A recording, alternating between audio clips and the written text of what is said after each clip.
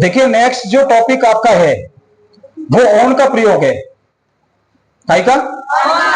ये ऑन का प्रयोगी का ऑन का प्रयोग कहां करते हैं? ऑन का जो शाब्दिक अर्थ होता है वह होता है ऊपर होता है। ऑन का शाब्दिक अर्थ ऊपर होता है, लेकिन आप ये भी चेक करोगे कि ऑन के साथ साथ में ये जो वर्ड आपके सामने दे रखा है अबव दिया हुआ है, इसका भी अर्थ क्या होता है? ऊपर होता है। यदि हम ये कहें ये शब्द दे रखा है अपॉन दे रखा है, इसका भी शाब्दिक अर्थ क्या होता है? ऊपर होता है। होता है ना ऊपर। तो यहां ये देखिए यहां दे रखा है ऑन का भी हिंदी में कहते हैं ऊपर कहते हैं, अबव को ऊपर कहते हैं, अपॉन को ऊपर कहते हैं। इनमें डिफरेंस कैसे करेंगे हम? कैसे पता चलेगा कि यहां ऑन का प्रयोग किया जाएगा या अबव का किया जाएगा या किया जाएगा? एक और होता है ओवर का होता है, उसको बाद में करेंगे, तीन को पहले करेंगे अपन कि इसमें कैसे अंतर है। देखिए सबसे पहले ऑन के बारे में चेक करते हैं अपन। यहां इस ऑन के लिए यहां एक चीज मैं आपके सामने बनाता हूं। या कुछ इसमें सामान रखा हुआ है। जब इसमें सामान रखा हुआ तो यहां पे काय का प्रयोग होगा? ऑन का प्रयोग होगा। सबसे फर्स्ट रूल और ट्रिक यही है कि ऑन को जब इसका यूज करेंगे हम सेंटेंस में कैसे पता चलाएंगे हम? जैसे लिखा हुआ है, मैं आपके सामने ये पेन है। अब इस पेन को क्या कर दिया मैंने? हाथ पर रख दिया है। रख दिया ना। अब हाथ के ऊपर रखा है, नीचे थोड़ी रखा है, ऊपर रखा हुआ है। तो मैं ये कहूंगा कि पेन मेरे हाथ के ऊपर रखा हुआ है। हाथ के नीचे नहीं। नीचे कैसे रखूंगा? नीचे रखूंगा तो फिर ये छोड़ दो, नीचे गिर जाएगी। तो ऊपर रखा हुआ है, लेकिन ऊपर होने के साथ साथ दोनों क्या कर रहे हैं? टच कर रहे हैं, स्पर्श कर रहे हैं। और जहां एक वस्तु दूसरे वस्तु को ऊपर रखी और स्पर्श करती है तो वहां का उपयोग करते हैं। तो यहां देखिए ये मान लीजिए टेबल है, कोई टेबल, इसमें कुछ सामान रखा हुआ है तो ऊपर ही तो रखा हुआ है ना, और स्पर्श कर रहा है। तो ये नियम आपके सामने हो गया कि जब कोई वस्तु किसी दूसरी वस्तु के ऊपर रखी हो, सुन रहे हो ना? जब कोई वस्तु किसी दूसरी वस्तु के ऊपर रखी हो और आपस में क्या करती हो? स्पर्श करती हो, टच करती हो, तो वहां हम ऑन का प्रयोग करते हैं। मैं बोलूंगा द पेन या दिस, ये बोलो the pen is on my hand. मैंने बोला the pen is on my hand, ये पेन मेरे हाथ के ऊपर रखा है। अब जैसे आपके बारे में कहा जाए कि आप सारे बच्चे फर्श के ऊपर बैठे हैं, बैठे हैं ना, तो स्पर्श हो रहे हैं, तो स्पर्श हो रहे तो मकाई का प्रयोग करेंगे ऑन का। You are sitting on the carpet, बोला ना। तो जब कोई वस्तु किसी दूसरे वस्तु के ऊपर रखी हो और स्पर्श करती हो, मकाई का प्रयोग करते हैं, ऑन का प्रयोग करते हैं। अरे भाई क्लियर? इसके बाद में एक खास रूल आपके सामने हो गया। सेकंड के बारे में यह कहा जाए नेम ऑफ द डेज, यानी कि दिनों के नामों से पहले, या ये बोले हम वारों के नामों से पहले, वारों के नामों से पहले हम ऑन लगाते हैं। जो वार होते हैं, जो 7 दिन होते हैं, संडे टू मंडे और मंडे टू संडे, अगर ब्लैंक स्पेस के बाद में कोई सा भी अगर आपको आ जाता है तो वहां ऑन का प्रयोग हमको करना है। जैसे मान लीजिए आपके सामने लिखा हुआ है, यहां पर ऑन संडे लिखा है ना, या ऑन मंडे लिखा है। आप में से सारे बच्चे जानते होंगे ये 7 दिनों को नाम इंग्लिश में क्या बोलते हैं? विद स्पेलिंग, उम्मीद और आशा लगाते हैं। देखा मैंने कई बार चेक किया कि कहीं न कहीं किसी न किसी स्पेलिंग में आप फॉल्ट हो जाओगे आप। जब संडे मंडे तो सबके रटा हुआ है कि संडे और मंडे, हाँ ठीक है सर, इनसे पहले ऑन का प्रयोग करते हैं। अब आपके आ गया ट्यूसडे आ गया तो ट्यूसडे को बता दोगे आप। अब क्या आ गया? वेडनेसडे आ गया, उसको बता दोगे सर। फिर क्या आएगा? थर्सडे आएगा, फिर क्या आएगा? फ्राइडे, फिर क्या आएगा? संडे। अच्छा, बोलने में हमसे आ रहा है, देखने में हमसे आ रहा है, पहचानने में हमसे आ रहा है, लेकिन इस स्पेलिंग का कोई भरोसा नहीं कि हमसे आती है या नहीं आती है। बात क्लियर है ना? तो हमको ये कर विश्वास है, इतनी बड़ी क्लास में आप पढ़ रहे हैं, कंपटीशन की क्लास चली हुई है, वहां अगर ये पूछें कि 7 दिनों के नाम इंग्लिश में जानते हो, स्पेलिंग जानते हो क्या, तो अगर ये कितनी हल्की बात हो जाएगी। तो आपको ये लगा लोगे कि वारों के नामों से पहले, सप्ताह के नामों से पहले हम काय का प्रयोग करते हैं? ऑन का प्रयोग करते हैं। ठीक है भाई। इसके बाद में तीसरा जो आपके सामने है, एक दे रखा है पर्व, उत्सवों और त्योहारों के नामों से पहले ऑन लगाते हैं। यानी कि कोई भी पर्व है, पर्व हमारे राष्ट्रीय पर्व इंडिया के दो ही हैं, एक है इंडिपेंडेंस डे और एक है रिपब्लिक डे, स्वतंत्रता दिवस और गणतंत्र दिवस। ये दो दिवस ऐसे पर्व हैं हमारे नेशनल जो फेस्टिवल दे रखे हैं, इनसे पहले हमेशा काय का प्रयोग करते हैं? ऑन का करते हैं। तो बोलेंगे on independence day, on Republic day, तो यहां कर दिया। ये आपके साथ दे रहा था उत्सव। अब उत्सव में कोई जयंती मना रहे हैं, या सबसे बड़ी जयंती तो क्या होती है? हमारा बर्थडे होता है, जन्मदिन मनाते हैं, तो वो भी तो इसी में आता है ना। इसी में नहीं आते, इसमें आता है। जो भी महापुरुषों की जयंती मनाए जाते हैं, जन्मदिन मनाते हैं, कोई भी छोटे मोटे फंक्शन मनाते हैं, सब किस में आते हैं? उत्सव में आते हैं। और जो आपको समझते हैं कि बिग फेस्टिवल, जो बड़े त्योहार आते हैं, वहां त्योहार आप जानते हैं, आप दीपावली, होली, जो भी है, दशहरा, ये सब इसमें आते हैं। इनके नामों से पहले हम किसका यूज करते हैं? ऑन का करते हैं। तो तीन नियम आपको याद रखना है। सबसे पहला क्या है कि जब कोई वस्तु किसी दूसरी वस्तु के ऊपर रखी हो और आपस में स्पर्श करती हो, तो वहां काय का प्रयोग करते हैं? ऑन का। दूसरा क्या दे रखा है? वारों के नामों से पहले ऑन का प्रयोग करते हैं। और तीसरा दे रखा है कि पर्व, उत्सव और त्योहारों के नामों से पहले ऑन का प्रयोग करते हैं। क्लियर भाई सबका? अरे क्लियर है ना? तो जल्दी से जल्दी कॉपी पेन उठा लीजिए और हेडिंग डाल लीजिए, ऑन का प्रयोग डाल दीजिए नंबर 1, नंबर जो भी आपका चल रहा है। तीसरा है शायद, है ना? हाँ, तीसरा डाल दीजिए, ऑन का प्रयोग। लिखा रहा हूं मैं, ऑन का प्रयोग। और इसके बराबर लिख लीजिए, इसका शाब्दिक अर्थ होता है ऊपर, ऐसे ऐसे लिख लीजिए ऊपर। नंबर 1 डालो नीचे इसका, तीसरे का पहला लिखिए, जब कोई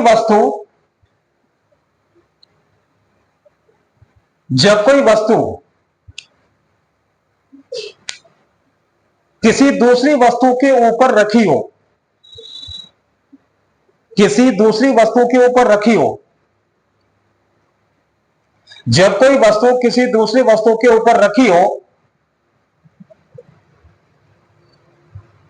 और स्पर्श कर रही हो, और स्पर्श कर रही हो, स्पर्श कर रही हो, तो ऑन का प्रयोग करते हैं।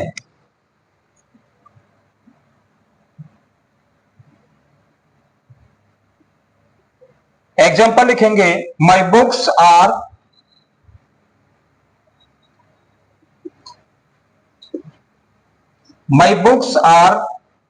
On the table.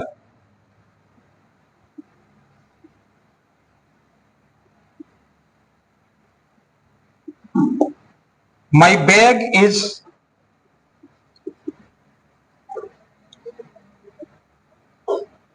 On the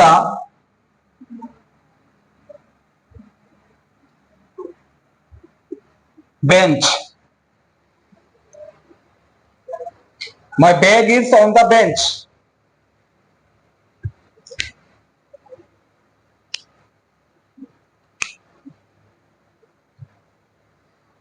लिख रहे भाई? इसके बाद सेकंड डालिए आप,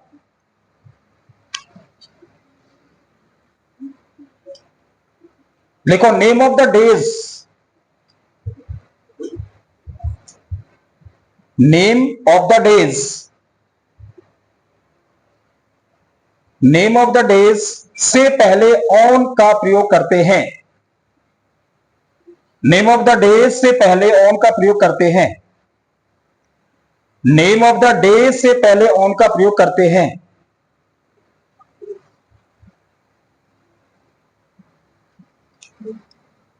एक दो एग्जांपल लिखो, ऑन संडे, ऑन मंडे, और जो भी आप साथ जानते हो सातों लिख लो चाहे। On Sunday, on Monday, on Tuesday, on Wednesday, Thursday, Friday, Saturday, एक दो लिख लीजिए।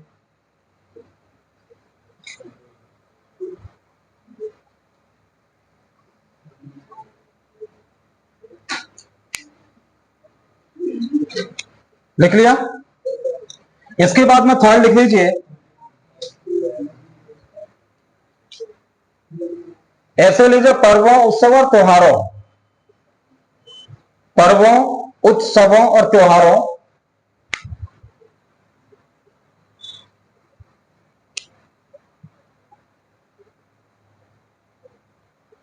से पहले ऑन लगाते हैं।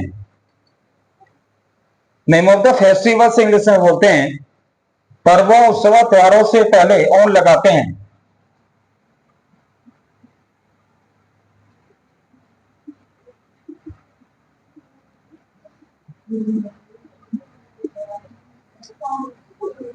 एक एग्जांपल लीजिए, ऑन इंडिपेंडेंस डे।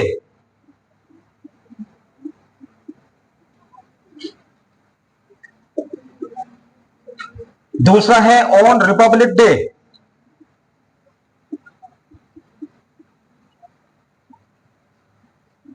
यहां लिखा है दीपावली लिखा है,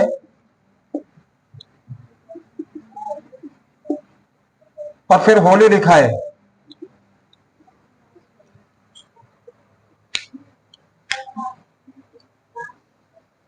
और भी लिख सकते हो कुछ भी आप, जो भी ये पर्व उत्सव त्योहार में आते हैं जो।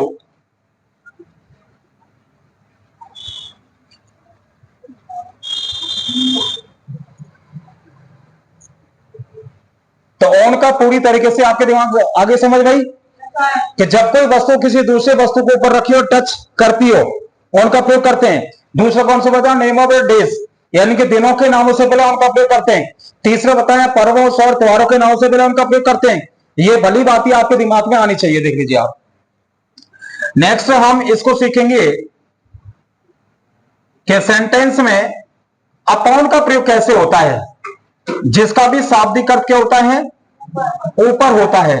ऊपर ऊपर में क्या अंतर है, ये चेक करना है अपन को, कि वहां ऑन का तो कर लिया अपन ने, अभी आप अगर अपॉन आ गया तो कैसे करेंगे। देखो याद दे रखा है, अपॉन दो प्रीपोजिशन बनाए, एक अप दे रखा है और क्या दे रखा है, ऑन दे रखा है। अरे दे रखा है ना, इसमें अप है और ऑन है। अब मैं समझा रहा हूं आपको, देख लो, ये अप और ऑन दोनों को मिलाकर क्या बन गया, अपॉन।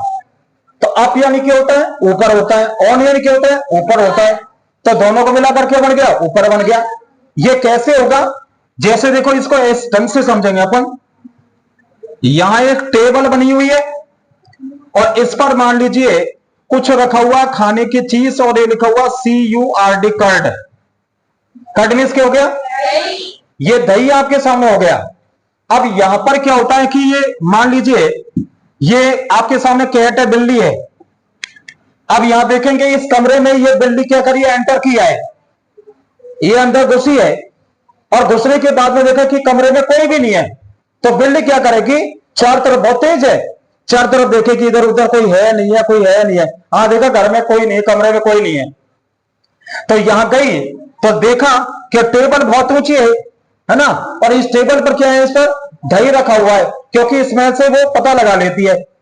भगवान ने जानवरों को सबको ऐसे दे रखा है कि पता लगेगा कि इसमें खाने की चीज है या नहीं है, तो पता लगा लिया कि इसमें खाने पीने की चीज है। तो टेबल बहुत ऊंची है ना।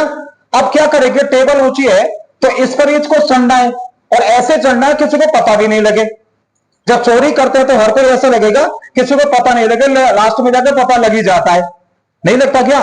तो ये कैट, ये बिल्ली क्या कर रही है, यहां से क्या लगा रही है, सीधे ऊपर क्या लगा रही है, जंप लगा रही है, उछल रही है ना, छलांग लगा रही है, और छलांग लगा करके सीधी यहां पर आ जाती है, यहां पैरों को रखती है, और ऊपर से धीरे से इसका ढक्कन हटाती है। ढक्कन इस ढंग से हटाती है बिल्ली कि जैसे इंसान भी नहीं हटाता, देख लो आप। अब हटाया, और हटाने के तुरंत बाद क्या कर दिया, इसने इसको दही को खा गई है।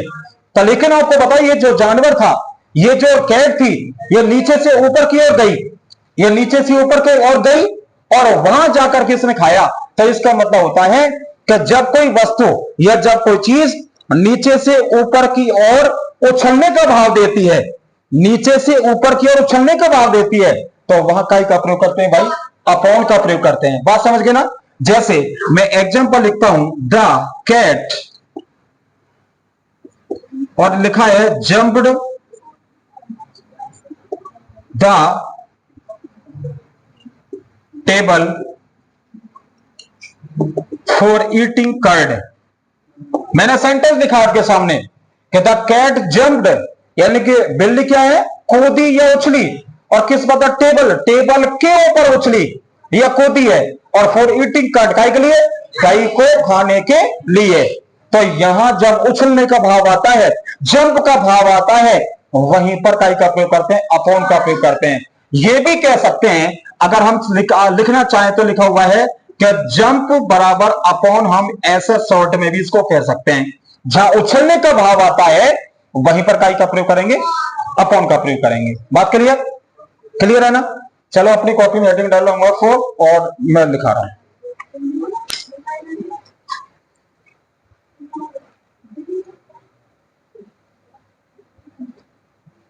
लिखो, ऊपर तो लिख दिया बगल में उसके, अपॉन बराबर ऊपर, नीचे की लाइन से लिखिए,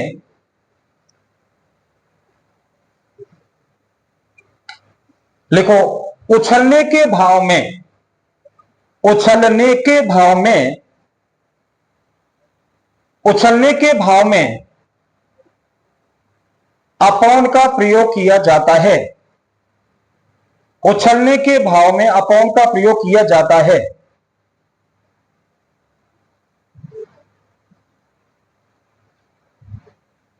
उछलने के भाव में अपॉन का प्रयोग किया जाता है।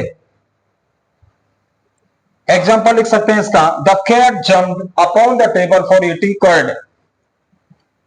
The cat jumped upon the table for eating curd.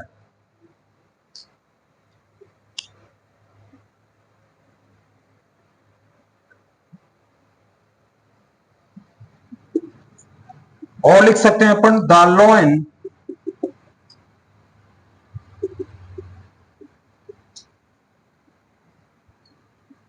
Upon the mouse, the lion jumped upon the mouse.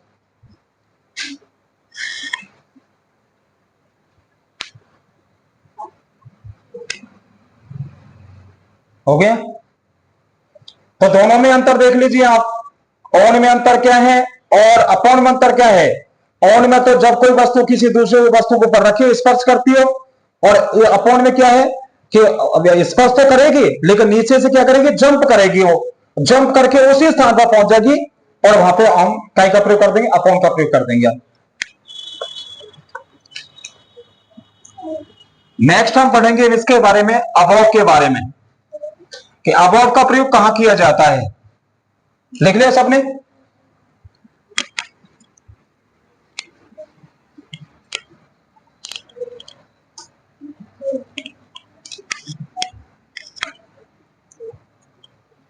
तो देखिए, आपने देखा है कि जो प्रीपोजिशन जो होता है ना, वो क्या करता है, किसी नाउन या प्रोनाउन के साथ में रिलेशन को एडजस्ट करता है। और जब रिलेशन एडजस्ट हो जाता है ना, वही होता है, जैसे दही के साथ में बिल्ली का रिलेशन हुआ, दही क्या हो गया आपके सामने, नाउन हो गया, और वो भी क्या है आपके सामने, नाउन है। तो दोनों के बीच में क्या हुआ, आपके सामने रिलेशन हुआ। तब जहां पर प्रीपोजिशन यही बताता है कि इस बात को बताता है कि रिलेशन क्या होता है। अब इस दुनिया में रिलेशन किसके साथ होता है, ये देखो, व्यक्ति का व्यक्ति के साथ रिलेशन होता है, और व्यक्ति का किसके साथ होता है, वस्तु के साथ में या जानवर के साथ में। बस यही रिलेशन जो वर्ड्स हैं, देख लीजिए आप, ये पूरा संसार जो बना हुआ है ना, ये दो ही चीजों से बना हुआ है, एक लिविंग थिंग, एक लिविंग और एक नॉन लिविंग से, यानी कि सजीव से और निर्जीव से बनी हुई है। तो हम क्या कहते हैं, जैसे मैंने कहा इट इज माई पेन, मैंने कहा ये मेरा पेन है, क्यों कहा, इस पर क्यों ऐसी कोई पहचान है कि मेरा पेन है, लेकिन मैं इसको खरीद के लाया, ये मेरे हाथ में है, तो मैंने बता दिया कि मेरे पेन है। अगर काश अगर मेरे पास में, अगर मैं आपको दे देता हूं, मैंने आपको बेच दिया, मान लेते आपका बन गया, बन गया ना, लेकिन ये किसी का है, ये किसी का नहीं है, ये पैसों से खरीदा गया और बेचा गया है। व्यक्ति का संबंध क्या होता है कि जहां जिस परिवार घर में जन्म हो जाता है, वो सबका रिलेशन बन जाता है। स्कूल में जाता है तो वहां स्कूल के टीचर्स, प्रिंसिपल, उनसे रिलेशन होता है ना। तो रिलेशन होता है, तो जहां रिलेशन जो वर्ड आता है ना, वही आपका प्रीपोजिशन कहलाता है। यहां मान लीजिए आगे देखें कि ये लिखा हुआ है क्या, अबव लिखा हुआ। अबव का मीन्स भी क्या होता है भाई, ऊपर होता है। अब इन सबको समझने की बात है, इनमें डिफरेंस क्या है, अंतर क्या है। मैं आपसे कहूंगा सिर्फ देखो ये सब एक्शन से होता है सारा काम। मैंने कहा कि मेरे सिर के ऊपर पंखा चल रहा है, मैंने कहा कि मेरे सिर के ऊपर पंखा चल रहा है, सर के ऊपर नहीं। सर तो यानी श्रीमान जी हो गया, सिर ही बोलेंगे, माथा खोपड़ी। ये मेरे पंखा मेरे सिर के ऊपर चल रहा है, तो मेरे सिर पर रखा थोड़ी है, तो हमारे सिर से क्या बहुत ऊपर है। मैं हाथ में उसको टच करना चाहूंगा तो नहीं, अगर जबरदस्ती करना चाहूंगा तो मैं टेबल लाऊंगा, उस पर खड़ा होऊंगा और खड़ा होकर के, और जब मैं इसको रोकने की कोशिश करूंगा और यदि मैंने इसमें जबर चलते हुए पंखे में अगर हाथ अगर लगा दिया तो क्या होगा आपको सबको पता है, जो परमानेंट ही सारी चीज रुक जाएंगी। तो यहां क्या कह सकते हैं, तो ऐसा नहीं है कि ये सिर को बंद, इसका मतलब क्या होगा कि जब कोई वस्तु ऊपर हो, ऊपर भी कैसे बहुत ऊपर हो और नीचे की वस्तु से स्पर्श नहीं कर रही हो, तो वाकाई का प्रयोग करते हैं, अबव का प्रयोग करते हैं। मैं बोलूंगा जैसे एग्जांपल लिखा हुआ है,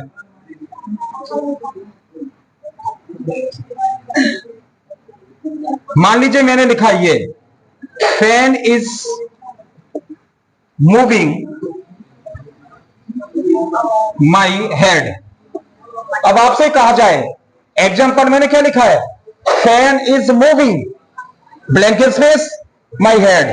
अब मैं कैसे पता लगाऊंगा, देखो इसे ब्लैंक स्पेस दे रखा खालिस्तान, माई हेड। अब हेड का मतलब जानते हो क्या होगा, सिर होगा। अब ये क्या सिर के दे रखा मूविंग, मूविंग यानी घूमना या चलना। ये आप ऐसे मूविंग कर रहा है, घूम रहा है, इसको चलने को कहते हैं।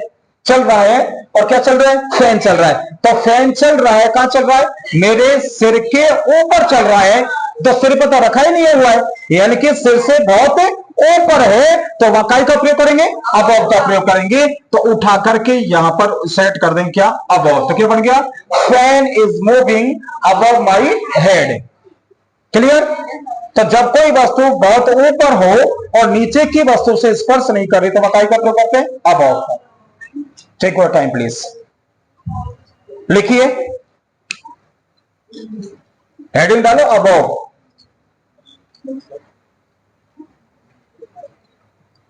बराबर ऊपर लिख लीजिए,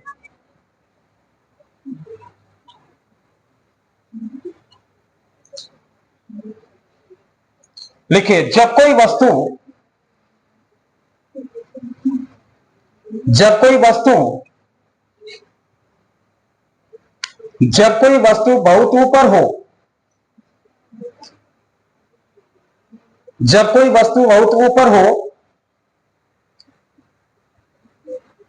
और नीचे की वस्तु से स्पर्श नहीं कर रही हो, और नीचे की वस्तु से स्पर्श नहीं कर रही हो,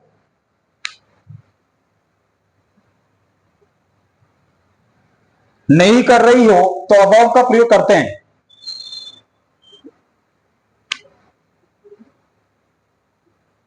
तो अबव का प्रयोग करते हैं।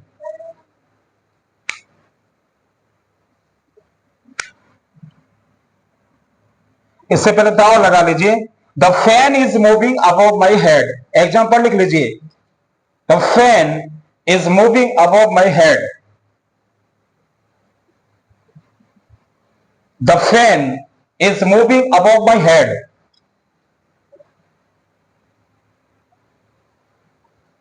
फटाफट से लिख लीजिए। तो काई काई का प्रयोग सीख लिया अपन ने, एट का, इन का, और ऑन का, अपॉन का, अबव का।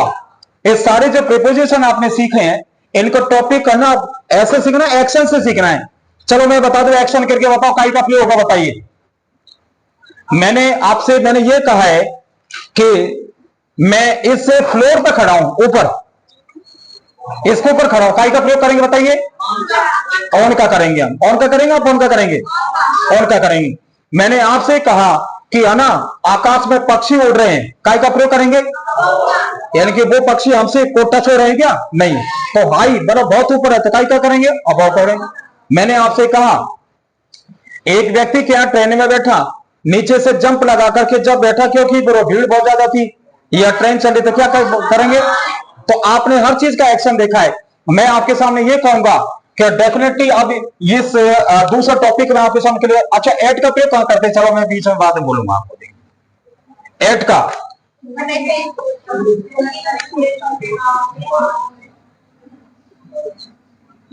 चलो खैर कोई बात नहीं, पूछूंगा मैं आपसे। ये क्या लिखा हुआ बताइए।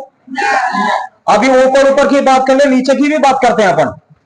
अंडर को हिंदी में क्या कहते हैं बेटा, नीचे कहते हैं। बहुत सरल है, दुनिया का कोई नियम इसका लागू नहीं करता। नीचे तो हम अभी भी तो ये छत के नीचे हैं बैठे हैं, ये पंखों के नीचे बैठे हैं, या आकाश के नीचे बैठे हैं, तो वहां तो ये तो बहुत ऊपर चीज थी, तो कहीं का कर दिया अभाव का। लेकिन अब ये कह रहे हैं कि मान लीजिए आपके सामने अंडर का प्रयोग करना है। ये आपके सामने टेबल रखी हुई है, यहाँ टेबल, स्टोरेज टेबल। हमने यहां पर ये क्या, इसके नीचे क्या रख दिया, शूज, जूते रख दिए हैं। ऊपर नहीं रखे, नीचे रखे। अब ये बताओ कि ये जूते और ऊपर का जो भाग है, इसका सरफेस है, क्या ये आपस में टच हो रहे हैं क्या। तो ये नीचे के ऊपर है, नीचे ही है ना। तो नियम क्या हो गया कि जब कोई वस्तु किसी दूसरे वस्तु के नीचे रखी हो और स्पर्श नहीं करती हो, तो वह काय का प्रयोग करते हैं, अंडर का करते हैं। बात दिमाग समझ गए क्या। जैसे आपने देखा क्या, जैसे कोई, हाँ ज्यादा ऊंचे नहीं होने चाहिए, ज्यादा ऊंची हो जाए क्या, किसका हो जाएगा, अभाव का। और कम कम अगर है तो काय का करेंगे हम, अंडर का करेंगे हम। लिखिए, हेडिंग डालो अंडर का प्रयोग और बराबर लिख दो नीचे। कोई बात नहीं, जिनका जीवन जितना लिखा उतना हो जाएगा।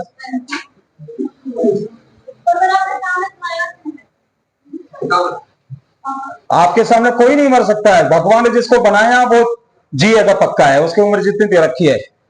चलो कोशिश ये रहती है बचाने की कोशिश करें। Very good, thank you. Mention note, कोई बात नहीं, आगे नहीं जाना होता। डालिए बेटा। देखो, जब कोई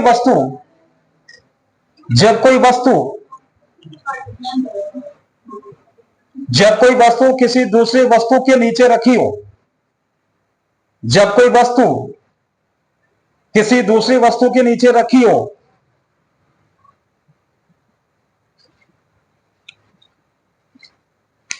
और स्पर्श नहीं करती हो, और स्पर्श नहीं करती हो, और स्पर्श नहीं करती हो, तो अंडर का प्रयोग करते हैं, तो अंडर का प्रयोग करते हैं।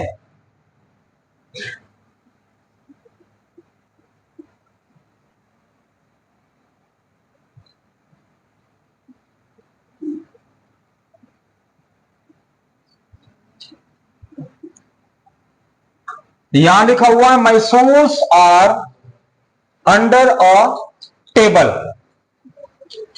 अब ये जूते को ऊपर तो रख ही नहीं सकते अपन, टेबल के ऊपर रखेंगे सजा करके। आप भाई बाहर से आए ऊपर रखें, और गेस्ट आएंगे कहां रखें, जब जूते ऊपर रख रखे, शाबाश, वेरी गुड। तो कोई कहेगा भाई जूते ऊपर रखने के, हाँ ये कह सकते हैं कि नए नए शूज लेकर आए मार्केट से, तो उनको कितने हिसाब से रखते हैं कि यहाँ कोई गंदा ना हो जाए, कुछ नहीं हो जाए। वो तब तक है जब तक कि अपने पैर में वो डालेंगे नहीं। जब पैर में डाल दिए इसके बाद में, तो वो पैर के नीचे रहेगा, वो कभी ऊपर नहीं आएगा कि सिर के ऊपर रख ले उनको।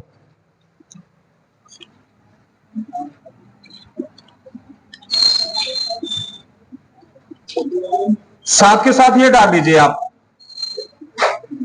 क्या इनटू का प्रयोग कैसे करते हैं। छोटे छोटे रूल है, कोई ज्यादा खास नहीं है, अपना आप ही याद हो जाएगा, एक बार देख लो इनको, पैसा कुछ नहीं करना है। चलो बताओ कि इनटू का प्रयोग आप में से कैसे कर सकते। देखो इनका तो अभी सीखा जस्ट अपन ने, इन यानी तो अंदर होता है, मे अथवा अंदर।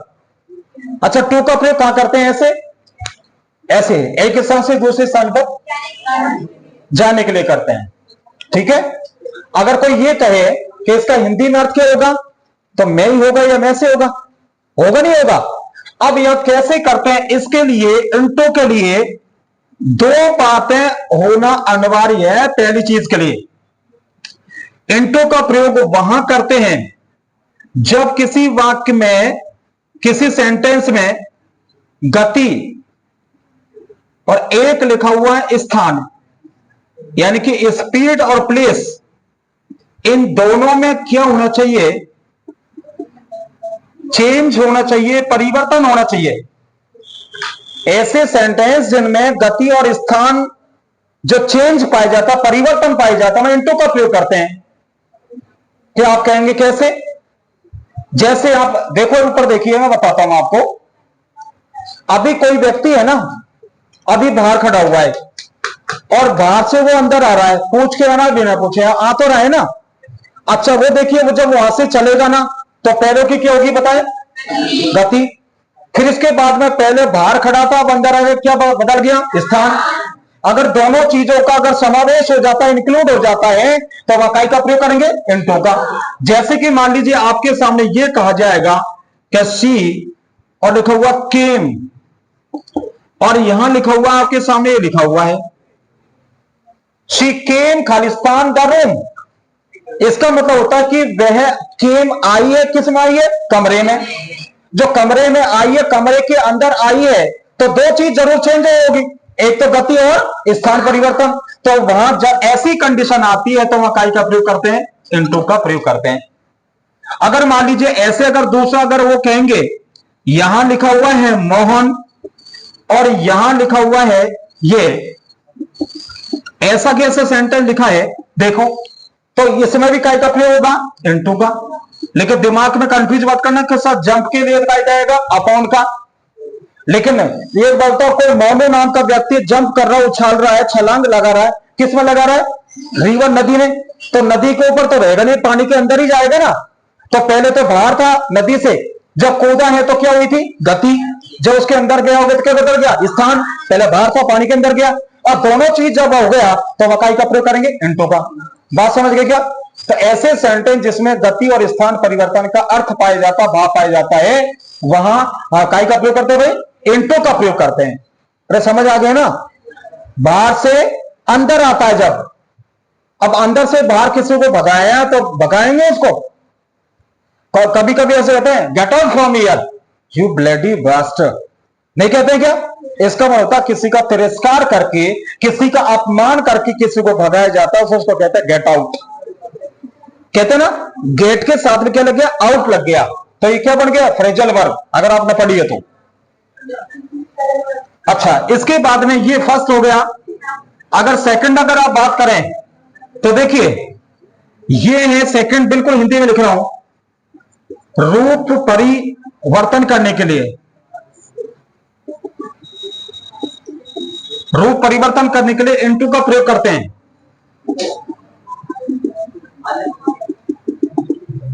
रूप के परिवर्तन में जो फॉर्म होती है ना, उसको चेंज करने के लिए। अब कैसे? जैसे मैंने लिखा है मिल्क इज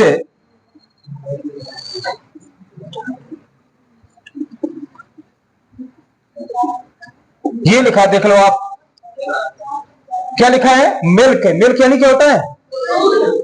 पानी, दूध होता है। इज ट्रेंड, ट्रेंड यानी होता है बदल गया, या ट्रेंड यानी होता है मुड़ना। तो दूध मुड़ता तो यानी क्या होता है? बदलता है। बदलता, इस ट्रेंड की जगह बेटा ये भी आ सकता है, आ सकता है ना, एक ही बात है। तो दूध किसमें बदल गया?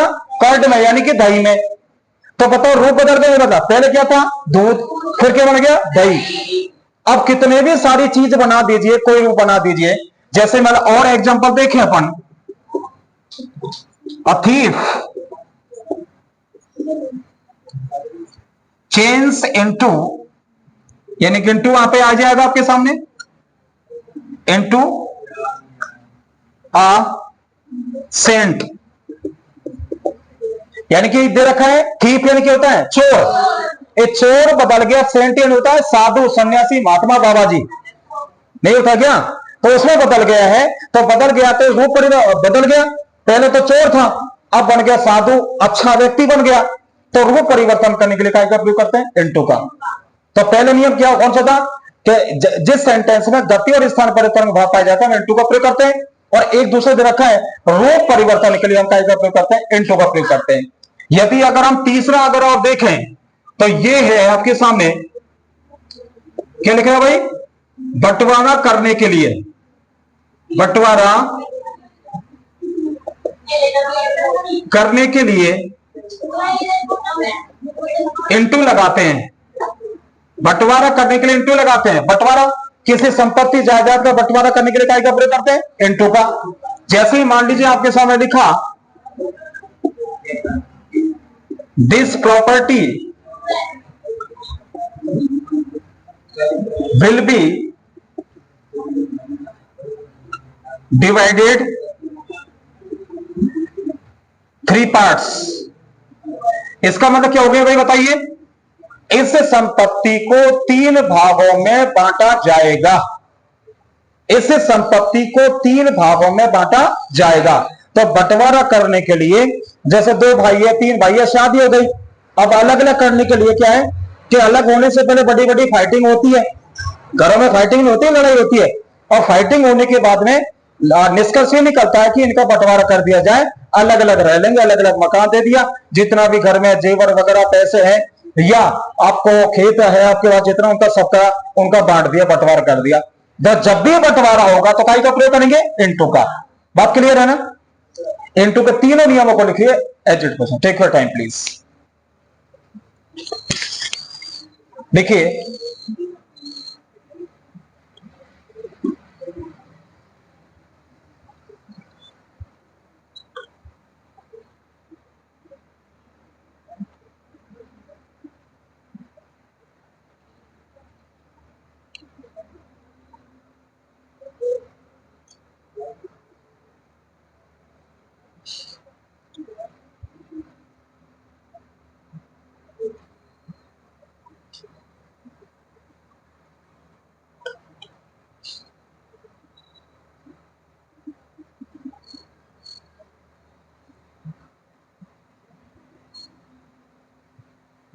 घर पे जाकर देखना सबका यहां पर नहीं आएगा बेटा, तेरा टेंशन ना कर, तेरी जरूर लूंगा मैं, दुनिया की छोड़ दू चाहे।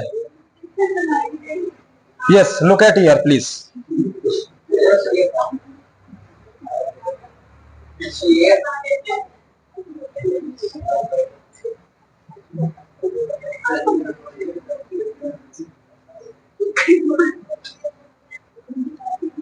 ये सब हमारे बीएसटीसी के सारे स्टूडेंट्स हैं। वो ये कह रहे हैं कि सर आप ही आपका आता है तो हमारा क्यों नहीं आएगा, कि सबका आएगा ये।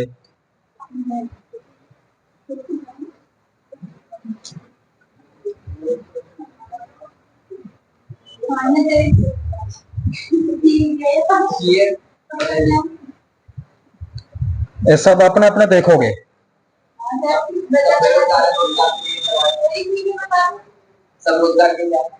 हाँ जी, सब टीचर बनोगे, टेंशन ना करो बेटा। देखने के बाद में लाइक करें, शेयर करें, कमेंट्स करें, सब्सक्राइब करें।